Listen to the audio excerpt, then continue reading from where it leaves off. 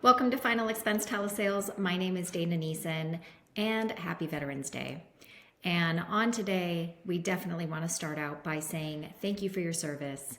Thank you for all you did for our country. And those who live in freedom will always be grateful to those who helped preserve it. And what could be more appropriate on Veterans Day than to talk about the veterans' benefits when it comes to end-of-life expenses? This is a topic that I know confuses a lot of agents, so I'm going to break it down for you. I'm going to share some information from va.gov. I'm going to share some other information that we know internally, hopefully to clear some of that confusion so you can have a stronger, more sophisticated conversation with our veterans. Stick around.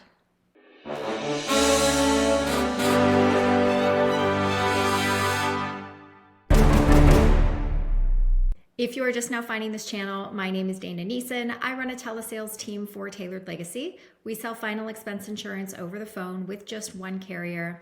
And today we're going to break down VA benefits. What do they get? What do they not get? Have you ever taken the time to go to the website that shows you what is included? Well, we're going to go over that today. We're going to break it down in detail, and then I'm going to give you some scripting tools on how you can actually generate a conversation with somebody who says, I have all my funeral expenses paid for because I'm a veteran. How do you get someone like that open to hearing what you have to say, right? Because we can have all the information in the world, but if we can't have a structure and a process to get someone to lower their sales resistance so they even are open to a conversation, well, then it's all for none. All right, so here we are on va.gov. You scroll up to the top. This is from the U.S. Department of Veterans Affairs. And I have landed on a page talking about burial allowance. What is included, what's not included. This first section goes over who is actually eligible to receive the benefits. You can take some time and go through this. I'll include a link for this page in the description below of this video. What I am mostly wanting to point out to you is the kind of burial benefits they get, the time limit for filing, the documents that they need, and then here at the very bottom, it's going to go over the amount that they are eligible to receive. So we'll start here at the top.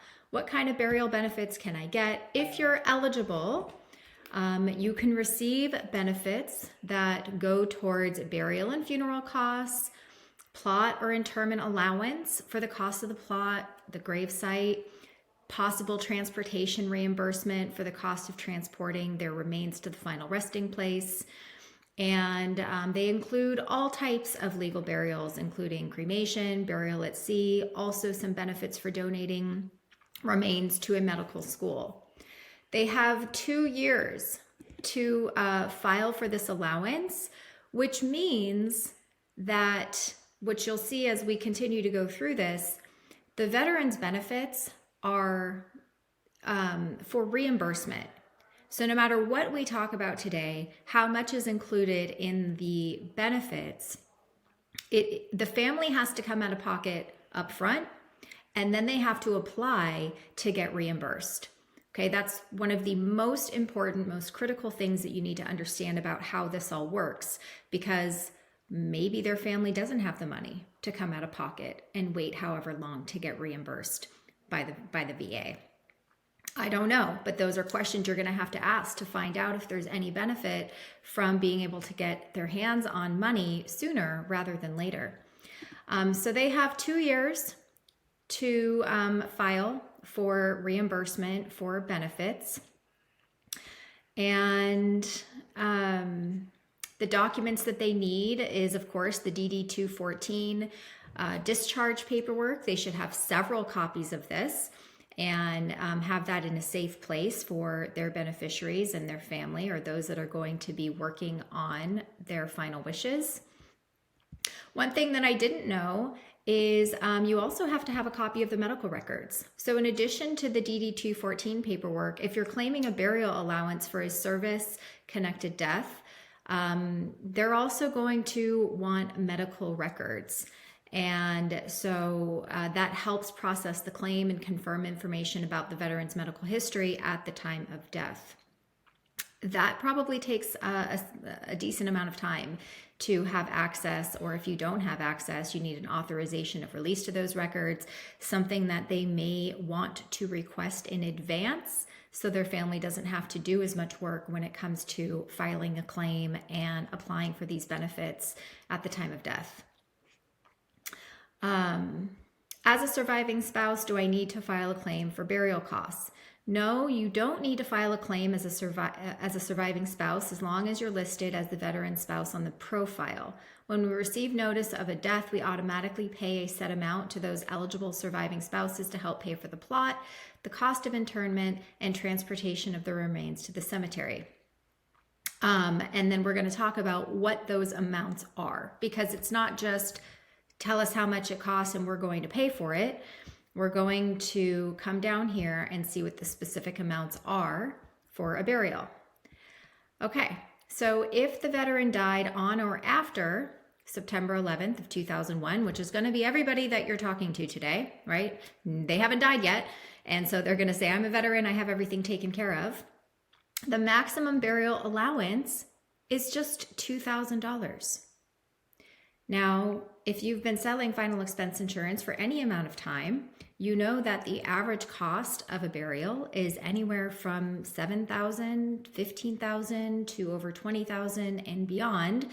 So $2,000, that's your maximum burial allowance. Some questions you could ask. Do you think that will be enough to cover all of the final expenses when it comes to paying for your burial? Burial allowance amounts for a non-service connected death. Okay, so this has been updated as of October 1st of 2024. Now this part right here is a service-connected death, right? Which I assume, and please put in the comments if you think that I'm incorrect, service-connected death, does that mean that they had to die while in service? I don't think so. I think this just means they were honorably discharged. But then we have here a non-service connected death. What I think this means is if someone is on a VA disability, right, and then they pass away, that was a service-connected death, and those are the benefits that are applied. But you also have non-service connected deaths. If a veteran dies after October 1st of this year, a $978 burial allowance and a $978 allowance for a plot is provided, which is a total of just under $2,000, $1,956. That has gone up. The last time we had looked at these numbers, it was about $856. So it has gone up to $978. That is the max that they'll pay, right? We're right back to where we started, which is about $2,000 for these expenses. And we all know that it costs significantly more than $2,000 to have somebody buried. If veterans' remains aren't claimed, we'll pay the person or organization responsible for the veteran's burial a burial allowance based on the rates in this table. If the deceased qualifies, we may pay you back for the cost of moving the veteran's remains to a VA national cemetery. So again, we have here the $978 burial allowance and $978 for the plot if they pass after October 1st of 2024, which are most of the people that you're going to be talking to. They're still living and they don't think they need it. Okay, let's scroll down. We may also pay you back for some or all of the costs of moving the veteran's remains if one of these descriptions are true. The veteran was hospitalized or in a VA contracted nursing home at the time of death, or the veteran died while traveling to VA authorized care. So what does that mean? There is no reimbursement costs for some or all of it if they passed away at home. If they, passed away while traveling, if they passed away somewhere else. They only get reimbursements if they passed away in a VA nursing home or hospital. Headstone or marker allowance. Headstone or marker allowance amounts based on when the veteran died. So you get a $231 headstone or marker allowance if you pass away after October 1st of 2021. So now we have 1956 plus 231, $2,100, $2,200 towards the cost of your burial. I'm assuming that this $978 reimbursement can also go towards the cost of a cremation. We know that the average cost of cremation currently is anywhere from $2,500. I've seen cremations as almost as high as a burial, $6,000, $7,000. This will not pay for the total costs associated with cremation or a burial. And it is very important that you understand these details when you talk to someone who thinks they have it all taken care of. All right, so as my gift for you today, I'm going to share with you our actual script. That is what we use when we have someone that says they have everything covered through the VA. You could choose to write this down, take a screenshot of this, make it your own. I'm going to go through the whole thing. First thing is you want to agree with them, right? Yes, of course. The VA does offer some limited benefits to anyone who has been honorably discharged from the military.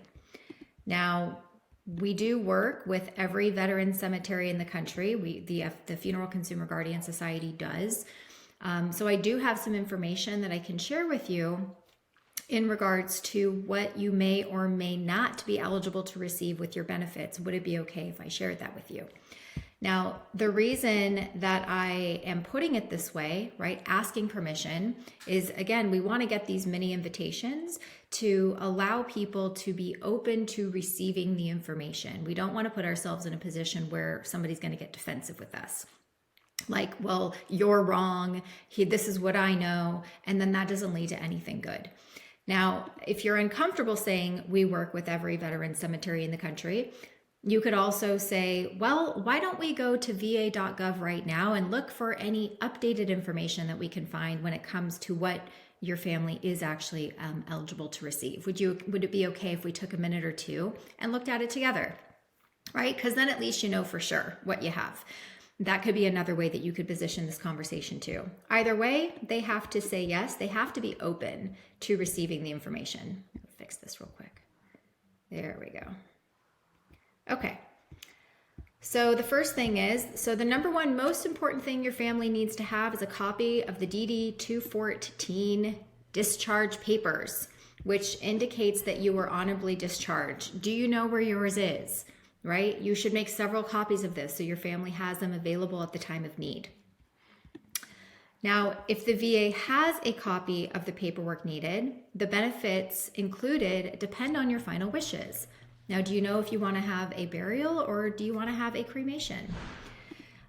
Get that answer. And then you're only going to read them the information of really what's relevant to them.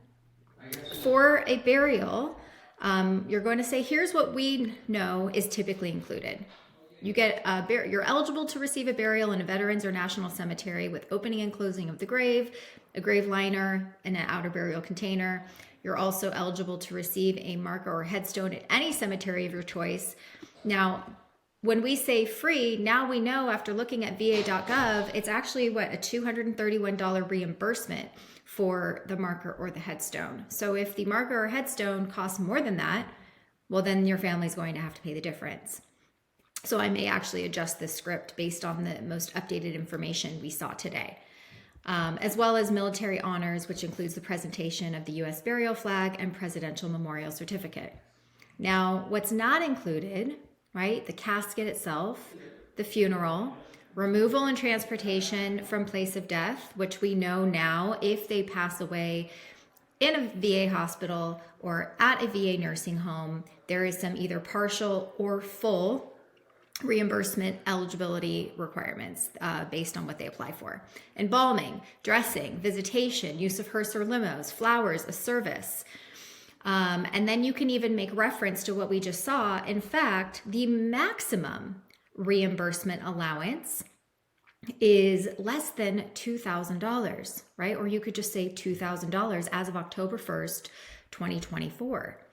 Now, do you think that is enough to take care of all of these expenses when the average cost of a burial is anywhere from $7,000 to over $15,000. Do you see that even though the VA does take care of a lot, your family may still have to come out of pocket thousands of dollars to pay for what's not covered? Okay, so we're trying to create some doubt. We're trying to create some pain. We're trying to get permission to see if we can ask more questions so we can move this conversation along. Because without your prospect understanding that there is a deficit in what they thought they knew, if they don't have any pain, right? People make change when there's current pain or fear of future pain. Without pain or a need, you don't have a sale. You don't have an opportunity to help somebody. So this script and the information that we have found on va.gov will give you the information and the tools that you need to help start helping create that gap, that need, that pain for somebody to want to fill those gaps so their family is fully protected. Now, when it comes to cremation, from what we were told, cremation itself is not included as part of the VA benefits. However, it does appear that they get $987 towards reimbursement for cremation, if that's what they choose. So I may update that as well. But then again, do you think that is enough to take care of cremation?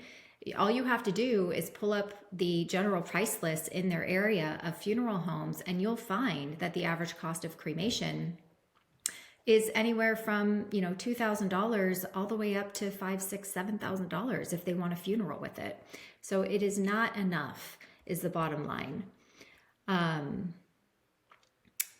so no matter what, the family will owe something.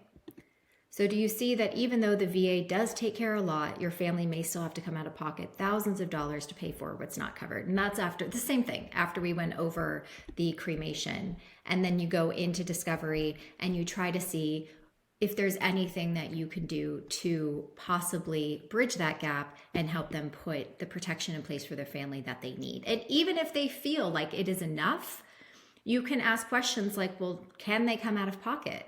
And wait to get reimbursed if that is the case. And if they can't, there's an opportunity here for you to add maybe a couple $1,000s to bridge that gap for them.